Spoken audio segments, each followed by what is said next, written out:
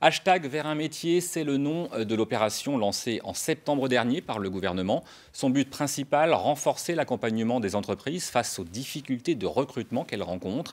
Plusieurs opérations ont ainsi été organisées dans différents bassins d'emploi de la région.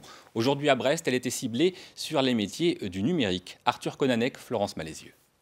La partie Digital Innovation, c'est quelque chose d'important. La filière numérique brestoise à la rencontre des demandeurs d'emploi.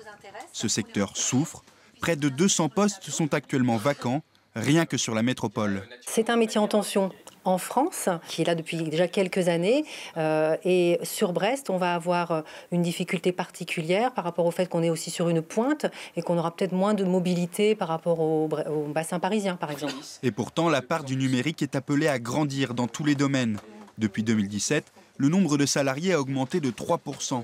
Et Pôle emploi s'adapte en proposant de plus en plus de formations informatiques. J'ai travaillé pendant 2 ans et demi là-bas. D'accord. Morgan, au chômage depuis quelques années, a multiplié les expériences professionnelles.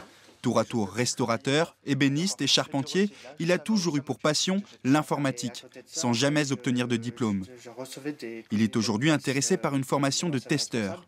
Ça serait mentir à un employeur en disant voilà, j'ai des diplômes pour faire ce genre de choses. Or que non, c'est juste une passion, l'informatique, le jeu vidéo.